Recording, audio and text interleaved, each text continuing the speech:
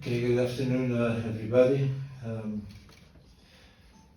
My long absence from my family and lonely moments in South Africa have led me to make this difficult decision. Qualifying for the World Cup 40 years after my participation at the World Cup in '86 as a player with the Belgian national team brought things full circle. Therefore, I will not extend my contract as head coach of Bafana Bafana. From the start, when I accepted the job, I knew clearly which direction I wanted to take, even though the criticism was merciless. Supported by a fantastic staff, these have been wonderful years for me, with various highlights and unique moments. I work with people who belong to the highest level in their field, people who are strangers and become friends for life. I want to thank them for everything. You made it all possible. Never in my 38-year career as a coach has the respect and gratitude been so great. I will cherish all those people for the rest of my life. I thank Grant, Copano, Dr. Molobi, my two analysts, Cini and T, Helma Makalele in particular. Assistant from the first minute, he helped me enormously to know South African football and its players. Without Helman, we could never have achieved this. I want to thank the HOD and the team manager and all the other members of the Bafana family for their devotion to the team. I thank the players for the belief and the trust they have placed in me as a coach and as a person. Together we created the Bafana Bafana DNA that earned us a bronze medal in AFCON, the second round in the World Cup, an historical achievement, and many fantastic games. We brought South Africa football alive again. Supporters found the way to the stadiums again, and we reunited this wonderful country. Today, Bafana Bafana is number 54 on the world ranking. Bafana Bafana stands at a crossroads. The recent World Cup has once again shown that this team has already taken several steps forwards. To belong to the African elite, it will be necessary for South African players to be given the opportunity to play in higher level competitions. The PSL competition and club managers needs higher standards. The attitude of the players must become more professional, in and outside the club. From the bottom of my heart, I hope that things will go well for Bafana Bafana, and that the necessary steps will be taken to become even better. I wish to my successor all the best and hope that he can take this final and important step. I will also thank the Minister of Sport for his unconditional support, infectious enthusiasm and commitment to the national football team. Last but not least, I want to thank Mr. Danny O'Dan, President of SAFA, and CEO Lydia Monier-Paul for the trust, the unconditional support, and the belief in me as a coach during the past 5 years. I will always remember the moment the President called me in his office to have a chat. He felt that I was doubting about my future as Bafana Bafana coach. Suddenly he said, "Whatever they say and write, I know what you are doing.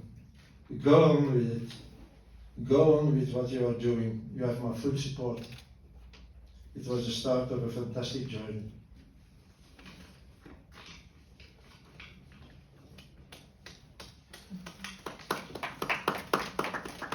Village who wants to see themselves achieving the way you've achieved as a coach. What's your message to those coaches? Thank you very much, coach. So I'm a little bit disappointed that you didn't see me sing the national anthem every time before the game.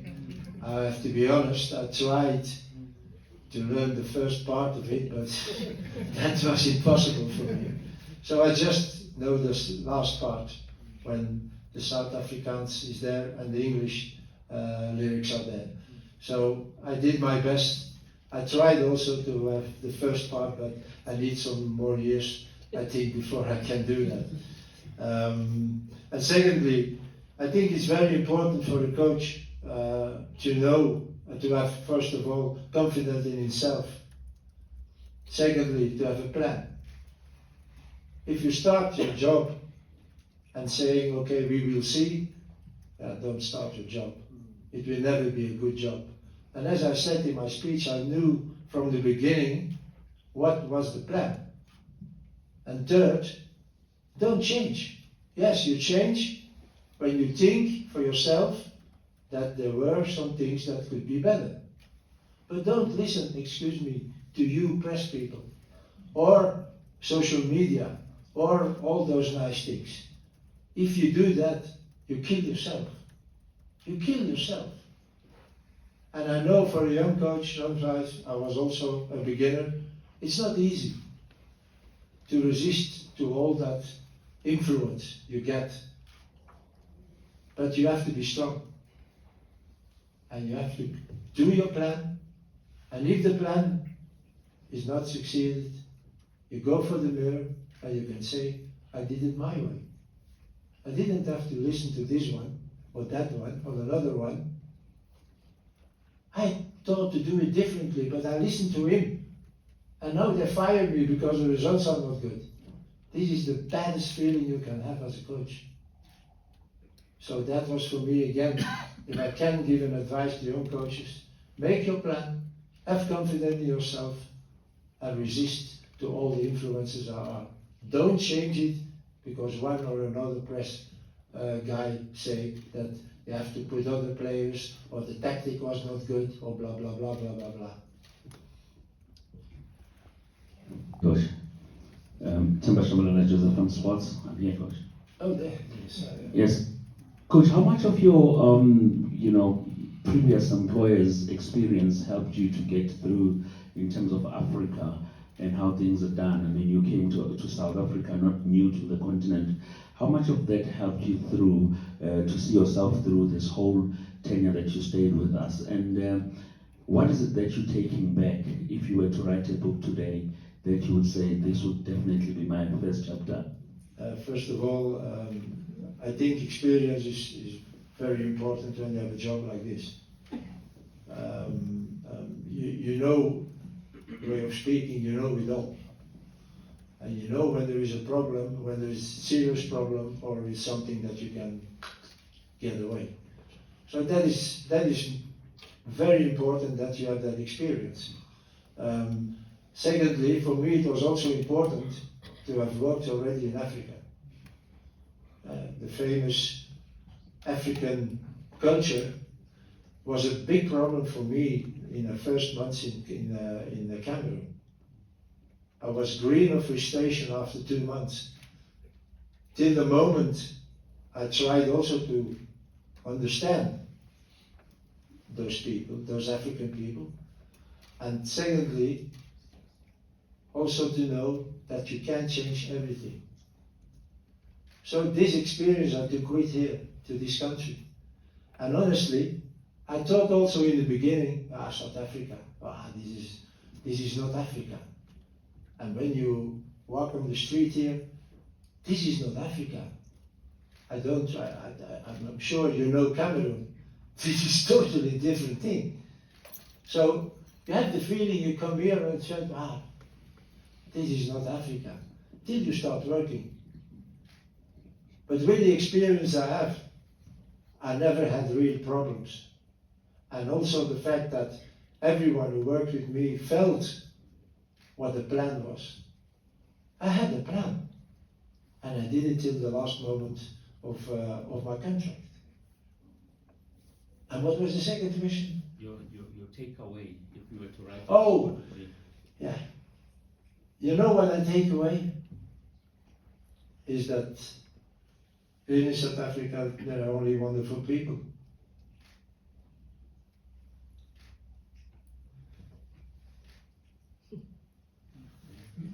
Yeah, it's not more than that, and I get emotional when I think about that. It's okay, coach.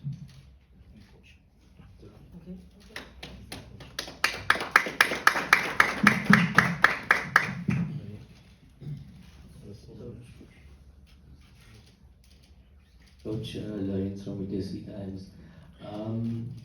Your 5 years is up now. Do you think that the foundation you've built with Bafana and what you've seen in terms of the development of South African football over the 5 years will give this national team from senior all the way down to youth level success in the next 5 years? Or do you think that potentially it's plateaued and we've enjoyed success over the past 5 years that can't be replicated? You know, you can never be sure of that. I remember, and I think you also remember, that my first press conference, I said, okay, the first World Cup, that will be difficult, but if I'm not qualified for the next time, you can kill me. I was convinced that in this country there were more possibilities than we saw till that moment. But yeah, there is still always a part of it that can fail. So that was a part that didn't came true the past 5 years. So if I can say that my successor will be in a total different situation than I was when I came here. Also maybe a more difficult situation. Because when I came here, matter of speaking, there was nothing. So I could build up. Even it was not easy, but yeah, I have to build up a team. And it's always very difficult when you have a certain level to keep that level. So again, I think now there is certainly a possibility that this team will progress in the next year and become better. But as I said, it will not only be the coach, it will be other things. As I said, PSL has to try to increase the level of the competition. There has to be installed a more professional situation for the players. Can I say that there is no professional attitude amongst the players? I think I can say that. So there are things that still has to change if you want to make that progress. And I think that is a big challenge for my successor now. Yeah. Yes. Yeah. Thank you. I'm going to start talking. Yes. Oh yeah, no, you're sorry. Yes, yes. Coach, you've coached only 2 national teams in your life, and some of the achievements you have. Sometimes coaches, they take long to achieve that. Just how do you find international football in this period from 2015 until now? And also, was that one of the reasons maybe you still talked about wanting to also achieve another AFCON title with Bafana Bafana? You know, it put something extra on my career as a coach. I think being a coach of a national team is something very high that you can achieve as a coach. Maybe the highest thing. It's the highest thing. When you're responsible for the national football of a country, then you have a fantastic job. And I think it's a job you have to do when you have already many years experience, because it's special. It's special. You only see the players 6 times a year. For the rest, you have to watch the games, you have to try to find the players. When you are a club coach, you are every day with the players. You know them from the feet till the head. You know everything about the player, how he is, how he... This is difficult in the beginning, certainly, when you are a national coach. So again, for me, it put something extra on my career, and I'm very proud that the 2 times I was coach of a national team, that 2 times I had success. So again, I'm very happy that I did it, not at the end of my career, but at the moment that I had experience already from what can happen and what football became in the past 20 years. Because if you don't have that experience, I think you can have big trouble. Right. Here are the last 2 questions here, and then finally there. Good afternoon, Coach. Karabo Pasha, freelance sports journalist. Coach, there was a bit of emotion when you spoke about, what is it that you're going to miss the most, and your answer was simple: the people of South Africa. Can you just maybe expand? What is it about South African people that got you so emotional? I think you can compose yourself a bit, if you can, and I hope it's tears of joy and not other tears. What Africans can do is they can create a situation that you are a moment angry on them, a moment, and then it's done. And I will tell you a little story. My first meeting that I had with my staff in Cameroon, we said 10 o'clock meeting. And I had in that time also a Belgian assistant. And we were sitting 10 minutes before 10, we were sitting already in the room waiting. At 10 o'clock we were still alone. 10 past 10 we were still alone. 10:30 we were still alone. 11:15, there was someone coming in. So it was past 11 and everyone was in the room. And I was so angry. So I started the meeting shouting, that is it, and that can be, And while I was talking, there was a guy who left his hand. And I saw him, I said, what is it? He said, Coach, why are you angry? Everybody is here. And he laughed. And that was for me a moment, yeah, fuck, you are talking, you are angry here, and this guy coolly is, hey coach, we are here, why are you? So it's something you have to be used to. In the beginning it's really frustrating. So, and you all, Africans have that all. You can be angry on you, yeah, for a moment. And when you have an African, when you can pull him with you, you have a great guy. And this is my experience again here in South Africa. I started with people I didn't know, not at all. And when you see what happens after 5 years, and that is only because of your mentality, of your character, the way you are with your both feet in life. We can do that as Europeans. We can do that. This is special, and I love it so much. Final question here. Mr. Coach, you're the coach of News from Africa. Coach, on my side,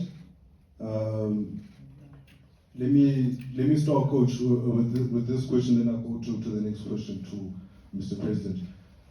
Just speaking, Coach, on your tenure, and you mentioned a possible successor. If you were to give advice to the powers that be that are sitting next to you about the qualities and the characteristics of the person they should hire to work with the foundation that you've already unearthed, what would you say are the qualities that the next coach the next Bafana Bafana coach has to have? And to President Dennis Jordan, in that same vein, can you please give us an update on how the successor process is going? How close, how far are we to identifying the Hugo Broos successor, seeing that the AFCON qualifiers are more or less next month now? My apologies, but I will not answer that question. I was coach here, and that is it. What happens after me, I think that is the man who has to decide it, and I think he knows very well what he needs or what the qualities has to be for the next coach.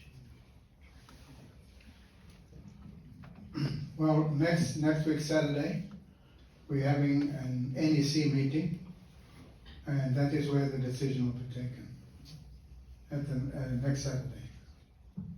All right. Thank you, Mr. President. That brings this press conference to its conclusion. But what we will have now, we can just have a group picture, Mr. President and the coach, so that the media can take some pictures. Yeah.